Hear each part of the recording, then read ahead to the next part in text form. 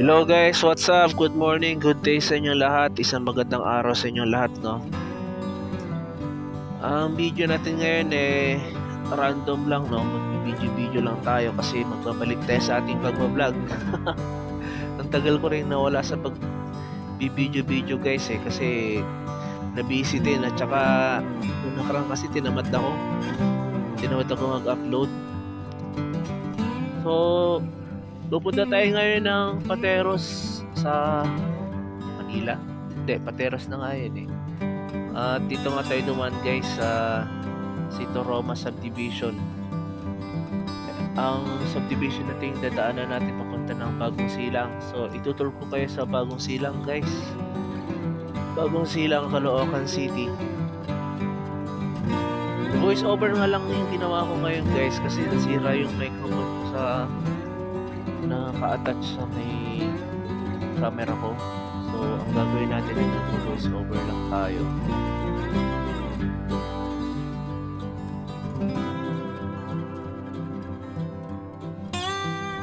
At nandito na nga tayo sa may security guard na naniningil ng 5 piso. So bago nga kayo makalampas dyan guys sa gate nyan may bayad na 5 piso na kapag-visit.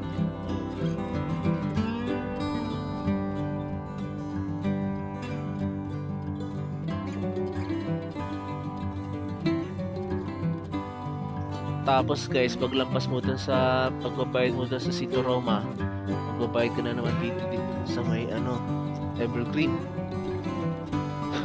Paribago 5 piso na naman yan guys. Kung kagaya ko na dyan ako nakatira malapit dyan, araw-araw ko magbabayad, kadadaan mo 5 piso, kadadaan mo 5 piso, kala mo may pinaipon silang 5 piso sa'yo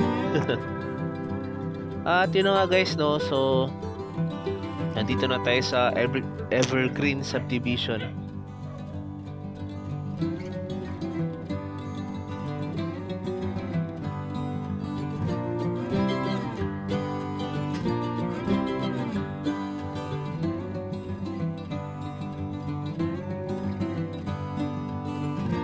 So yan, diba guys, naniningil na naman Siyempre ako, hindi na ako magbabayad dyan, bahala kayo dyan. At paglabas nga natin ng Evergreen guys, ito na yung part ng Caloocan, yung boundary ng Caloocan at ng Barangay Gaya-Gaya. So pagliko natin dyan pakaliwa, ano na yan guys, phase 9 ng Bagong Silang, Caloocan City. Yun yung boundary. So pagpasok natin dyan, Caloocan na to, itong part na to guys. Mga pala guys, yung main road ng papunta ng Bagong Silang, kung galing kayo ng Camarin, sarado yung tulay. Kaya naman dumadaan tayo sa mga ibang daan palabas ng Bagong Silang, Caloocan. So meron yung 5 daanan guys dun sa Shelterville, sa Barugo, tapos yung Langit Road, tapos palabas dun sa Tala, Caloocan. May isa pa sa Malaria. At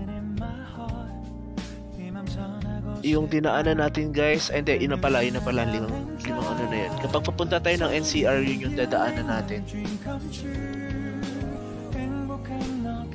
So nandito na tayo sa power line sa may phase 1 ng Bagong Silang. So yun na nga guys So ang dadaanan natin guys ay bagong daan. Hindi ko lang alam kung bago ba yan, pero lately ko lang siya na discover Meron palang daan doon sa phase 5 papunta ng Camarin. So sa mga natatraffic sa Barugo, pwede kayong dumaan sa phase 5 guys. So etong lugar na to ay phase 8. So gagawin natin dyan guys aakyat tayo, pakanan tayo dyan punta sa phase 1.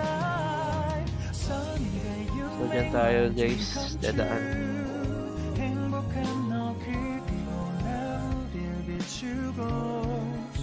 So shoutout sa mga taga Bagong Silang dyan Yung mga kaklase ko dyan na taga Bagong Silang dati. Hindi ko lang alam kung meron ba akong subscriber na kaklase ko. Pero mamaya guys, madadaanan ko natin sa atin. Sabagay, manunod kayo, so madadaanan nyo na rin. So madadaanan natin yung school ko dati nung high school. Wala lang, share ko lang.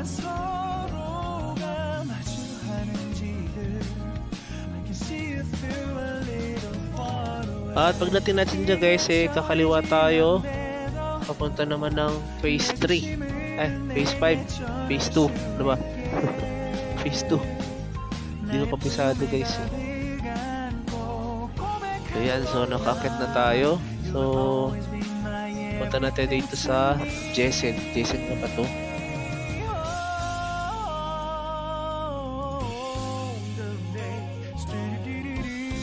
So sa mga OFW natin na nasa ibang bansa na taga Bagong Silang, ito na yung lugar niyo mga guys.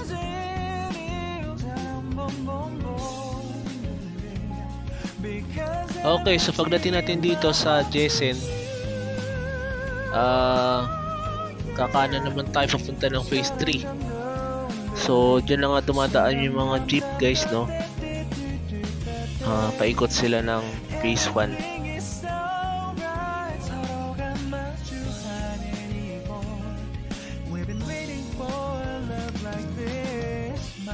So, yung nilikuan ng jeep guys, balik yan ng phase 1 ng Bagong Silang.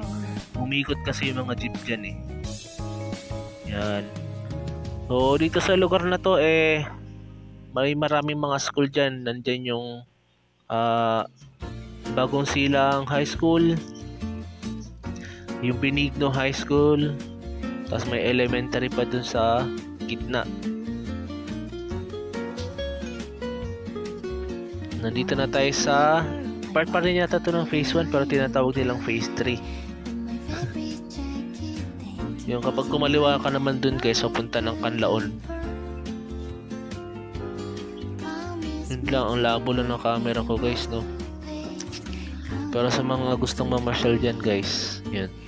So ito na nga guys, yung tinuro ko yung dati kong school, no? Yung alma mater. Wow, alma mater, mga ganun. So, shoutout sa mga teacher ko dito sa Benigno High School. Kung may nakapanood sa inyo, sa mga naging kaklase ko at sa mga nag-aaral sa Benigno. Shoutout sa inyong tanan. Shoutout sa inyong tanan. Okay, so pag diniretso pa natin to guys, papunta na ng Bagong Silang High School. Pero ang gagawin natin, kakaliwa tayo, papunta ng phase 5. So, i-fast forward ko na lang, no? Traffic kasi guys pinorward ko na lang, no? Dito na tayo, kumaliwa tayo dito sa papunta ng phase 5. Tapos sa tulo nito guys, kakanan naman tayo. Yun na yung pinakalagusan papunta ng Camarin. So may maliit na eskinita dun guys, dun kayo dadaan. Kung nahirap mo kayong dumaan sa Marugo, pwede naman kayong dumaan dun. Diretso na kayo papunta ng phase 5. Naalala ko guys, nung high school ako dito kami tumatambay. Hindi naman tumatambay, dito kami nagano. Kunwari yung babalik kayo sa hapon, kung pang umaga kayo at magpa-practice kayo ng mga sayaw-sayaw, ganon. So dito kami nun guys na nagtatambay dito sa part na to ng phase 5. So yan nga guys, no? Palatandaan yan yung kapilya ng INC. Tapos kakanan tayo dyan guys sa may dulo nyan, papunta naman ng Camarin.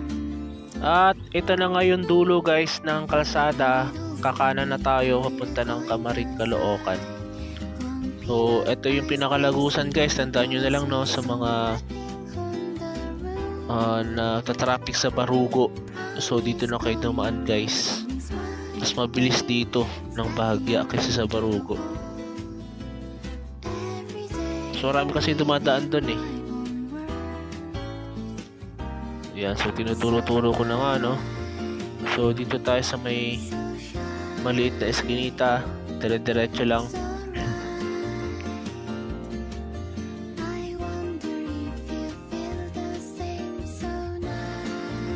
Kailan ko lang yan guys natuklasan, bago lang, siguro mga isang buwan na.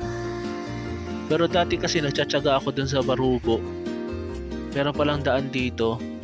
Pero naalala ko nung una kong pasok dyan, yung una kong daan dito, kaunti pa lang yung nakakaalam. Ngayon, ang dami na nakakaalam.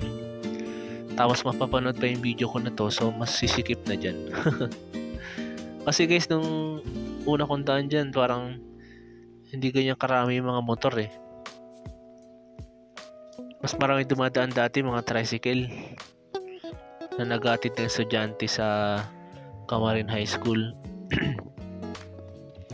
So medyo rough road lang yung daan dyan guys, no? So ingat lang tayo kung tayo ay dadaan dyan kasi rough road, malubak-lubak. Eh kung hindi ka sanay sa ganun guys, baka sumemplang ka dyan eh. Yun, no? Talbog-talbog pa nga guys, no? So pag diniretso natin to guys, ang labas nito ay sa Camarin Road na, yung papunta na ng Zapote. So ito palang video na to guys, eh didiretso natin hanggang sa SM Fairview para may idea kayo kung saan yung daanan papunta palabas ng Camarin kapag galing ka ng Bagong Silang tapos papunta ka ng SM Fairview.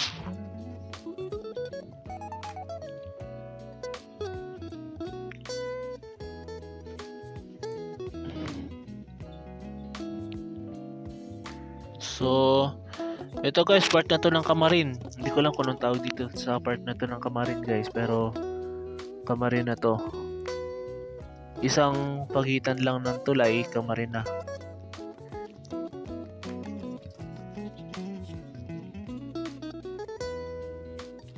At yun na nga guys, na mayroong part na pataas dito. So, paglagpas natin dyan na Camarin Road na siya, Zapote Road na. Papunta na ng Zapote.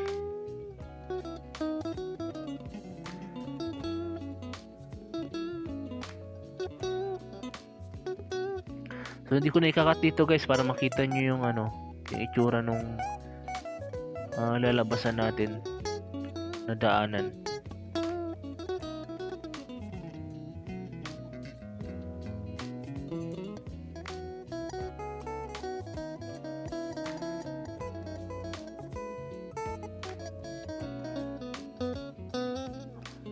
At nandito na nga tayo sa may kalsada, no? Pero ang gagawin ko dyan guys, hatid ko muna yung kapatid ko sa school niya. Kaya kakanan muna tayo papunta sa school ng kapatid ko para ihatid ko siya. So itong way na to, yung diretso na daan na to, pabalik na ng Bagong Silang yan kapag diniretso nyo. So ang diretso nga yan doon sa may sinarado na daanan. Ginagawa kasi yung tulay guys kaya sinarado. So abangan na lang natin yung pagbubukas na, siguro mas maganda na yung kalsada na yun.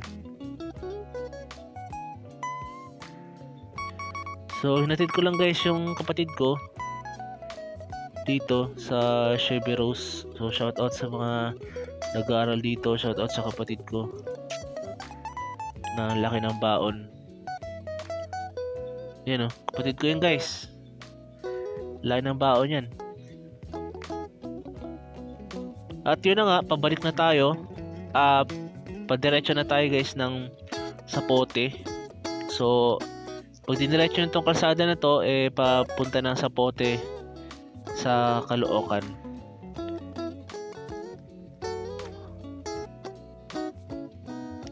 Ayan, lumiko na nga tayo guys, no? So traffic na naman, so gagawin natin, stop natin. Ay, cut natin. Kasi yan intersection ng Zapote, galing ng Paalmar, tapos yung mga galing ng Kiko. So yan guys, no?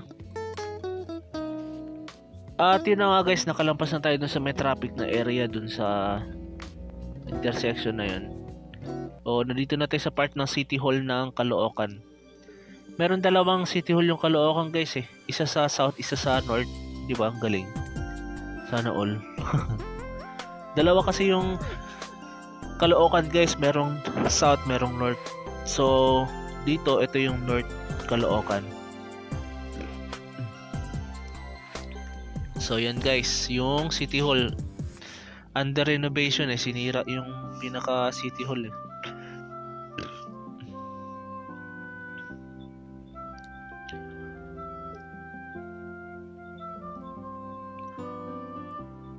So yung dadaanan nga na natin guys dito sa Maligaya.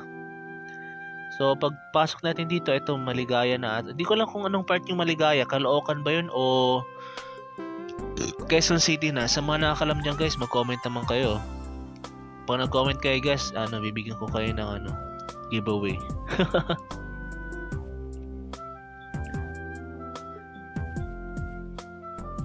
So ito part na to ng Maligaya guys. Tingin ko part pa rin siya ng Caloocan kasi may mga orange sa gilid ng kalsada. Yan sa mga poste guys.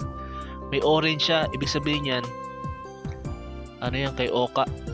Ay hindi, kay Along na pala. Yan kasi yung nila color ng favorite color nila yun Ano to? So ito guys, part pa rin to ng Caloocan. Basta may orange sa haligi sa poste. At yun na nga guys, no? So ito ay part na to ng yung para pa rin to guys, Caloocan pa din. So ito yung palengke ng Maligaya dito sa part na to.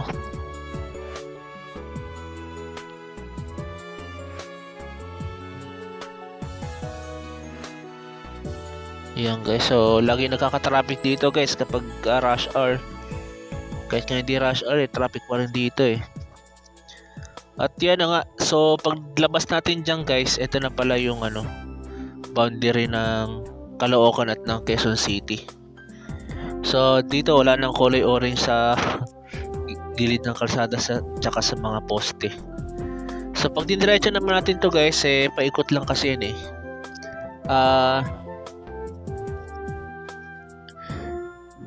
pag diniretso natin to, papunta na ng Terraces, Robinson, Fairview, SM Fairview pala. Yun. So yun na nga, ito na yung pinakadulo niya guys, no? Yan, so kakanan tayo dyan, tapos yan, makikita na natin yung Fairview Terraces. Bangat ng video ko. Hindi ko kasi napunasan guys So ito yung Fairview Terraces, yung tinuturo ko guys, na sisinagan lang ng araw Yan. Tapos sa kanan naman yung Robinson. Nagkakatabi yan guys ng mga wall tatlo malalaki. Tapos ito naman diretso SM Fairview.